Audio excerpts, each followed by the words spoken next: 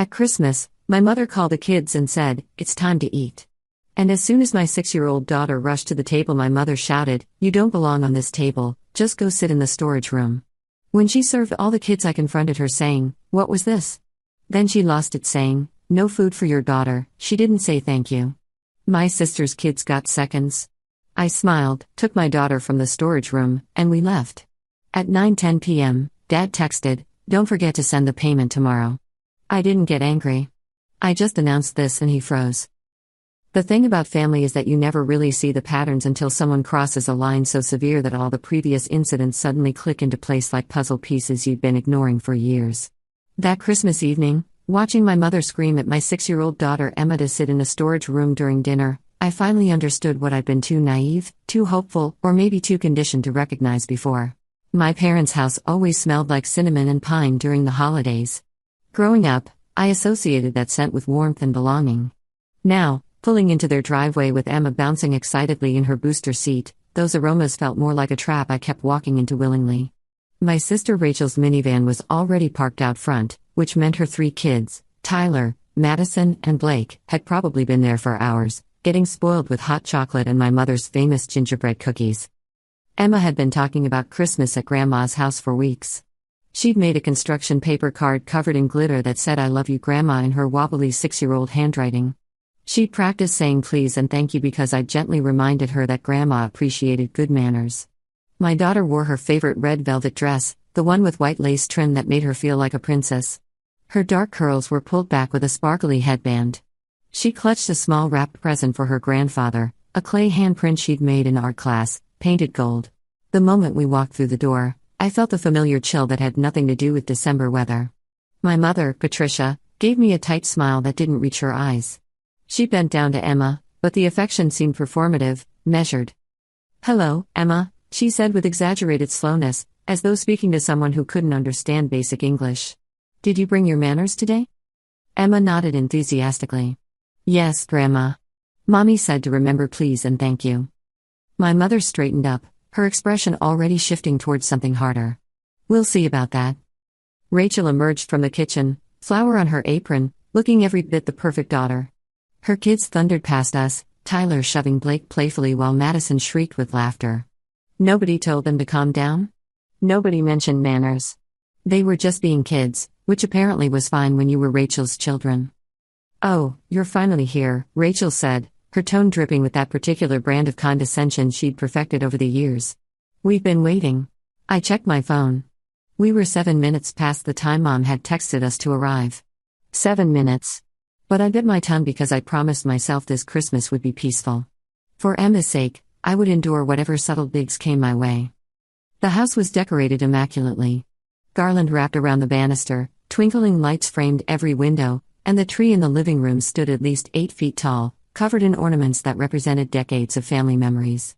I noticed the handmade ornaments Emma and I had given them over the years were conspicuously absent from the prominent branches. Instead, they hung on the back side of the tree, nearly hidden against the wall. Dad, Robert, sat in his recliner reading the newspaper, barely looking up when we entered. "Hey there," he muttered, which was about as warm as he ever got with me. But when Tyler ran over to show him a toy, Dad's face lit up. He set aside his paper and pulled the boy onto his lap, tickling him until Tyler giggled uncontrollably. Emma watched this interaction with longing. She'd brought her present for Grandpa, holding it carefully so the wrapping wouldn't tear. She approached him shyly. "Grandpa, I made you something," she whispered. He took it absently, set it on the side table without opening it, and returned his attention to Tyler. "That's nice, sweetheart. We'll open presents later." Except later, I would find that gift exactly where he'd left it, unopened and forgotten. The afternoon crawled by with all the familiar dynamics. Rachel's kids could do no wrong. Madison spilled juice on the carpet, and my mother laughed it off, saying accidents happen. Blake broke one of the decorative snowmen on the mantel, and Dad said it was cheap anyway, no harm done. But I remembered 2 years ago when Emma, then 4 years old, accidentally knocked over a similar decoration, and my mother had lectured me for 15 minutes about teaching my daughter to be more careful and respectful of other people's belongings. I helped in the kitchen because that's what I always did. Rachel supervised, offering suggestions about how I should chop vegetables or season the potatoes, despite the fact that I'd been cooking for myself for over a decade. Mom praised every tiny thing Rachel did while barely acknowledging my contributions. When I finished mashing 2 huge bowls of potatoes, which took nearly 30 minutes of arm-burning work, my mother tasted them and said, "They're fine. A bit bland, but fine." Rachel had sprinkled parsley on a store-bought pie. "Oh, Rachel, how creative. You always have such an eye for presentation." Emma stayed close to me, sensing perhaps that this wasn't a place where she could fully relax. She colored quietly at the kitchen table while her cousins ran wild through the house. When she asked if she could go play with them, Madison rolled her eyes dramatically. "We're playing a game you wouldn't understand," Madison said with a cruelty only a 9-year-old can muster. "It's for big kids." Emma's face fell, but she didn't complain. She just returned to her coloring book, trying to hide her disappointment. I stroked her hair and told her she could help me set the table, which made her brighten slightly. As dinner time approached, the tension in my shoulders had become a permanent knot. I kept telling myself we'd eat, we'd exchange a few presents, and then we could leave. Maybe 2 more hours of enduring this atmosphere, and then Emma and I would be back in our own home, where she was valued and loved unconditionally. The dining room table had been extended to its full length, covered with Mom's best tablecloth. The fancy china had been brought out, along with crystal glasses and silver serving dishes. Christmas music played softly from the stereo. On the surface, everything looked picture perfect. It was the kind of scene you'd see on a holiday card. Mom had prepared a feast: honey-glazed ham, roasted turkey, those potatoes I'd made, green bean casserole, homemade rolls, cranberry sauce, and at least 4 different desserts waiting on the sideboard. The table could have fed 20 people easily. We were only 9. Mom began carrying dishes from the kitchen with Rachel's help. I moved to assist, but Mom waved me off. "Just make sure the children wash their hands," she said dismissively. I rounded up all 4 kids and took them to the bathroom. Tyler and Blake joked around, flicking water at each other. Madison complained that her brothers were being annoying. Emma washed her hands carefully, drying them on the decorative towel that we weren't usually allowed to touch. She looked up at me with those huge brown eyes. "Is it almost time for dinner, Mommy?" "Yes, baby. Just a few more minutes." "I'm really hungry." "I know. You're going to love all the food Grandma made." We returned to the dining room where my mother was making final adjustments to the table settings. She placed name cards at each seat, a touch she'd never done before. I glanced at the arrangement and felt my stomach drop. Rachel and her kids were seated together on one side, positioned closest to where the main dishes would sit. I was at the far end, and Emma's name card was missing entirely from the table. Before I could say anything, my mother clapped her hands. "Children, it's time to eat." Emma's face lit up with joy. She'd been patient all afternoon, sitting quietly while her cousins played, helping where she could, waiting for this moment when she'd finally be included in the family gathering. She rushed toward the dining room table with the innocent enthusiasm that only a 6-year-old possesses, her velvet dress swishing as she moved. My mother's voice cut through the air like a blade. "You don't belong on this table, just go sit in the storage room." The words hit with such force that everyone froze. Emma stopped in her tracks, confusion flooding her features. Tyler and Blake, already seated, stared with wide eyes.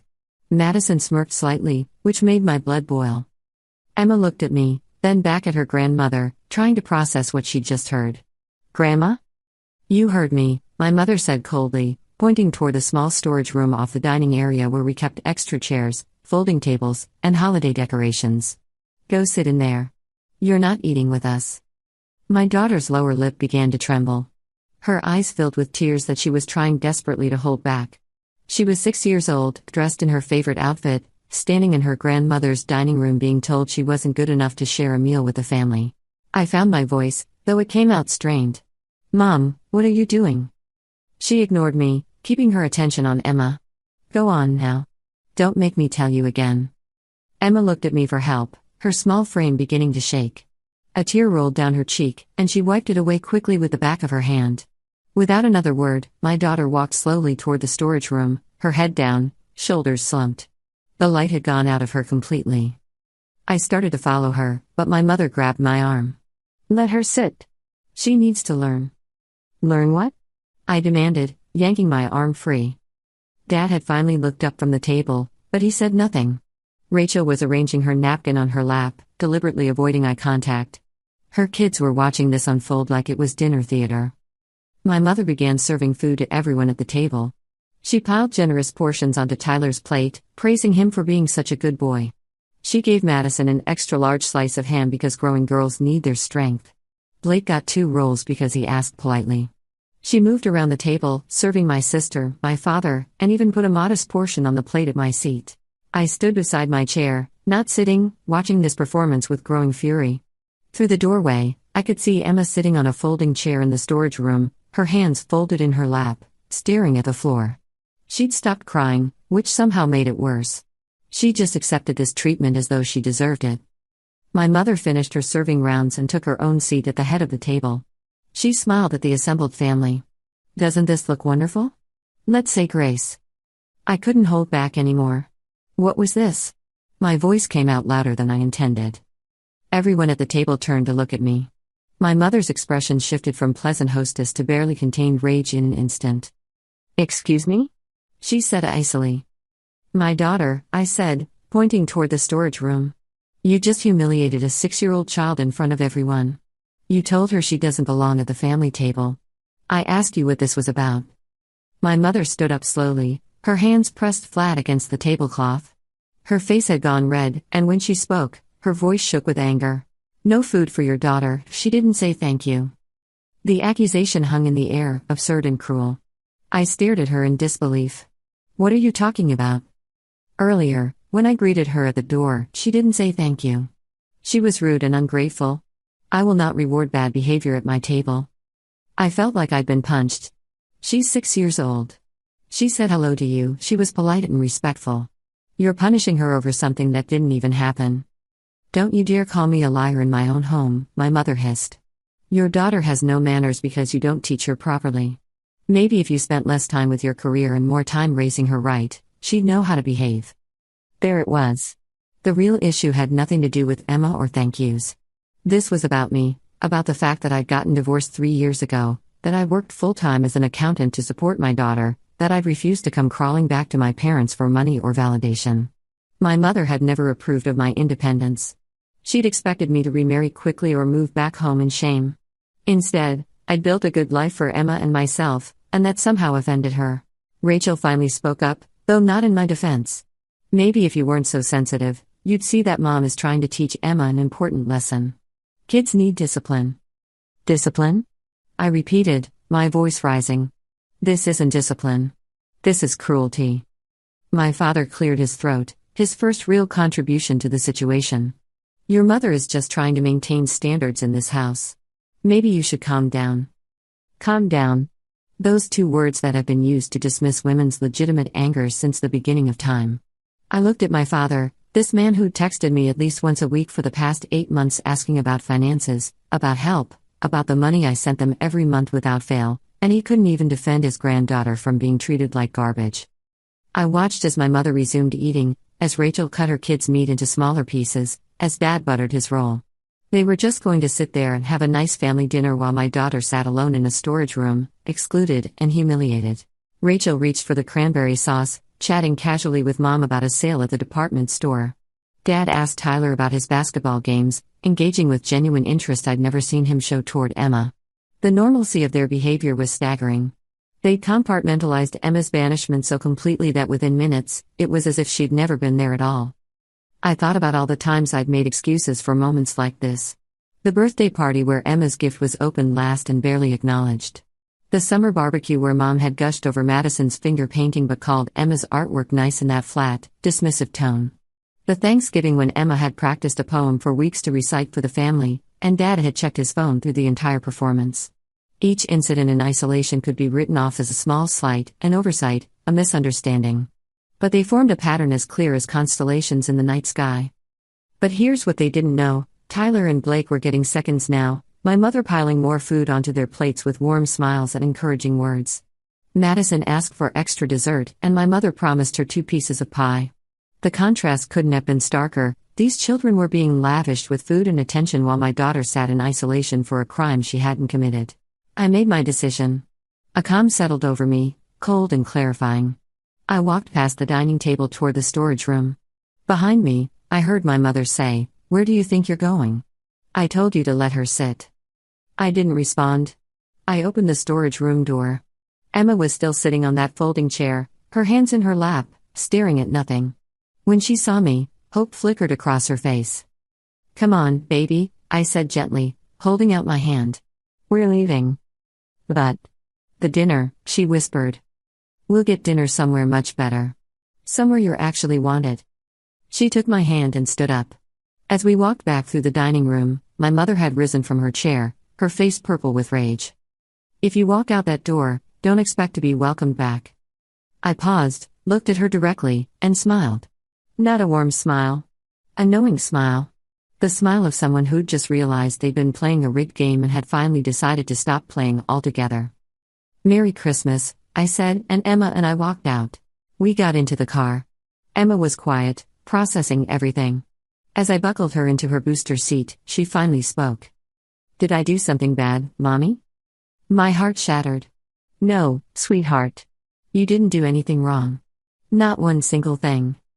"Then why did Grandma make me sit alone?" I took a deep breath, choosing my words carefully. Sometimes grown-ups make choices that don't make sense and aren't fair. Grandma was wrong tonight. Very wrong. And you deserve better. But Tyler and Blake got to eat. And Madison got extra pie. The observation hit me harder than I expected. Emma had been watching through that doorway, seeing her cousins enjoy second helpings while she sat on a folding chair surrounded by Christmas decorations and storage boxes. She'd witnessed the inequality firsthand, and there was no way to sugarcoat it or explain it away. "I know, baby. That wasn't right either. But we're going to go somewhere special now, okay? Just you and me." She nodded slowly, wiping her nose with the back of her hand. "Can we go to Millie's?" The fact that she thought of her favorite restaurant, that she was already trying to move forward and find something good in this awful night, made me both proud and heartbroken. 6 years old and already learning resilience because the adults in her life kept failing her. "Absolutely, we can go to Millie's," I promised, starting the engine. We drove to Emma's favorite restaurant, a diner called Millie's that served breakfast all day and had the best chocolate chip pancakes in town. Even though it was Christmas evening, they were open. The waitress, a kind woman named Denise who always remembered Emma's name, seated us by the window where we could watch the Christmas lights twinkling on the street. Emma ordered pancakes with extra whipped cream. I got coffee and chicken tenders. We sat across from each other in that booth, and I watched my daughter's smile slowly return as she told me about the snowman she wanted to build when we got home and the book she was reading at school. My phone buzzed constantly. Texts from my mother, demanding I apologize and return immediately. One from Rachel calling me dramatic and saying I'd ruined Christmas. I silenced it and focused on Emma. We ate slowly, talking and laughing. Denise brought Emma a candy cane and told her she looked beautiful in her dress. By the time we left, Emma was her normal happy self again, the trauma of the evening already beginning to fade with the resilience that children somehow possess. We got home around 8:30 p.m.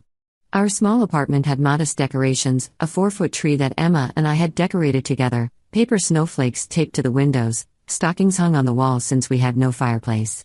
It wasn't grand or expensive, but it was filled with love. Emma changed into her pajamas and I made us hot chocolate with mini marshmallows. We watched a Christmas movie together, cuddled on the couch under a fuzzy blanket. She fell asleep halfway through, her head on my shoulder, and I carried her to bed, tucking her in with her favorite stuffed elephant. I was cleaning up the kitchen when my phone buzzed again. It was 9:10 p.m. This time the message was from Dad. "Don't forget to send the payment tomorrow."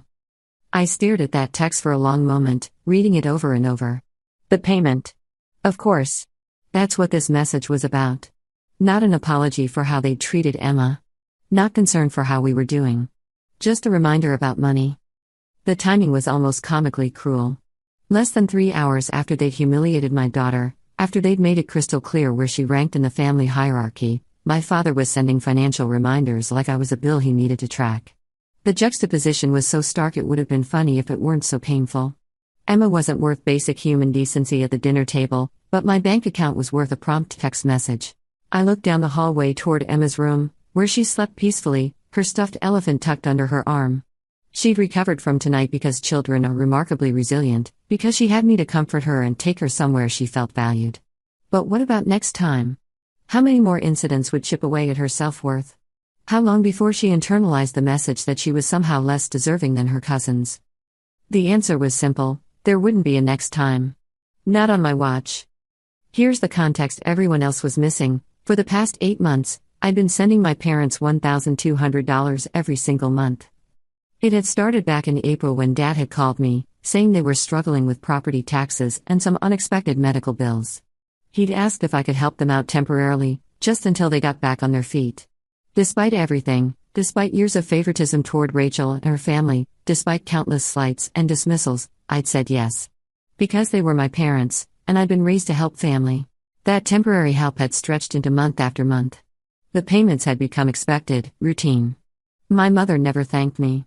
My father sent these terse reminders, treating me like a bank rather than a daughter. Meanwhile, Rachel contributed nothing despite the fact that she and her husband made almost twice what I did. But Rachel was the golden child, the one who could do no wrong, so of course she wasn't expected to sacrifice. That $1,200 a month had meant real sacrifices for Emma and me. It meant we didn't take a vacation last summer. It meant I'd been putting off dental work I needed because I couldn't afford it after sending them money. It meant Emma's birthday party had been smaller and simpler than I'd wanted. But I justified it because they were family, because I was supposed to be the bigger person, because maybe if I just helped enough, proved my worth enough, they'd finally see me as valuable. Tonight had shattered that delusion completely. They didn't value me. They valued my money. My daughter, their granddaughter, could be treated like trash, but the payment better arrive on time. I didn't respond immediately. Instead, I sat down at my kitchen table and opened my laptop. I pulled up my bank account, my budget spreadsheet, all the financial documents I'd been meticulously maintaining. I looked at 8 months of $1,200 transfers, totaling $9,600 that I'd sent them. I thought about all the things Emma and I could have done with that money. The trips we could have taken. The experiences we could have had. The security I could have built for our future. Then I opened my email and began typing. The message went to both my parents and was CC'd to Rachel. I wanted everyone to see this simultaneously. The subject line was simple, regarding monthly payments. The body of the email read, Mom and Dad. I received Dad's text reminding me about tomorrow's payment. I wanted to respond thoughtfully rather than impulsively, so I'm sending this email instead. Tonight, you humiliated and excluded my 6-year-old daughter from a family dinner based on a perceived slight that never actually occurred. When I confronted you about this treatment, you defended your actions and showed no remorse. You allowed Emma to sit alone in a storage room while her cousins were served dinner in given seconds. You made it clear that she is not considered an equal member of this family. Here is what I've realized. For 8 months, I have been sending you $1,200 every month, totaling $9,600 so far. I've made these payments consistently, on time, every single month without fail. During this same period, I have been invited to family gatherings where I'm treated as lesser than Rachel. My contributions, both financial and otherwise, are dismissed or ignored. My daughter is treated as an afterthought at best, and tonight, as something worse than that. Emma didn't fail to say thank you. But I'm going to take this opportunity to point out that in 8 months and 8 payments, neither of you has ever said thank you to me for the financial support I provided. Not once. You've sent reminders about payments, you've asked for the money to be sent on time, but you've never once expressed gratitude. If Emma's alleged failure to say thank you merits exclusion from a family dinner, then by your own standards, your failure to thank me for nearly $10,000 merits the cessation of those payments. Effective immediately, I will no longer be sending monthly payments. The money I would have spent supporting you will instead be invested in my daughter's future and our quality of life. We will be putting it toward Emma's college fund, toward experiences and opportunities that help her grow, and toward building a life where she is valued and loved unconditionally. Additionally, we will no longer be attending family gatherings where Emma is treated as a second-class member of the family. If and when you decide you'd like to have a genuine, respectful relationship with both of us, you're welcome to reach out. Until then, we'll be spending our time and energy on people who actually appreciate our presence. I hope the standards you applied to Emma tonight feel fair when they're applied to you. Sarah. I reread the email 3 times, checking for typos and making sure the tone was firm but not cruel. I wasn't calling them names or attacking their character beyond describing what had actually happened. I was simply laying out facts and drawing a clear boundary. My finger hovered over the send button for maybe 30 seconds. A part of me, the part that had been trained for years to keep the peace, to be the bigger person, to sacrifice for family harmony, wanted to delete the whole thing and just send the payment like I always did. That part of me whispered that I was being too harsh, too dramatic, that they were elderly and I should make allowances. But then I thought about Emma's face when she'd been told to sit in the storage room. I thought about the tears she'd wiped away quickly, trying to be brave. I thought about how small she'd looked sitting alone on that folding chair. I thought about the fact that she was 6 years old and had done absolutely nothing to deserve that treatment. I clicked send. The email went out at 9:47 p.m. on Christmas night. I closed my laptop, finished cleaning the kitchen, and went to bed. I slept better than I had in months. The next morning, my phone exploded. The first call came at 7:15 a.m. It was my mother, which I let go to voicemail. Then my father called at 7:23 a.m. Also voicemail. Rachel sent a series of increasingly angry texts calling me selfish, ungrateful, and accusing me of abandoning our parents in their time of need. She said I was using Emma as an excuse to be vindictive. She said I should be ashamed. I deleted the messages without responding. The voicemails from my parents were revealing. My mother's message was full of outrage, demanding I apologize and accusing me of being spiteful and holding grudges. She said I'd misunderstood the situation with Emma, that she'd just been trying to teach her a lesson, and that I was blowing everything out of proportion. Not once in her 3-minute message did she acknowledge that excluding a 6-year-old from dinner might have been wrong. My father's message was different. His voice was tight, controlled, but I could hear the panic underneath. "Sarah, we need to talk about this email you sent. You can't just stop the payments. We have bills, we have expenses. We've been counting on that money. Call me back immediately so we can work this out." Notice what was missing: any mention of Emma. Any apology for how she'd been treated. Any acknowledgement that maybe, just maybe, they'd done something wrong.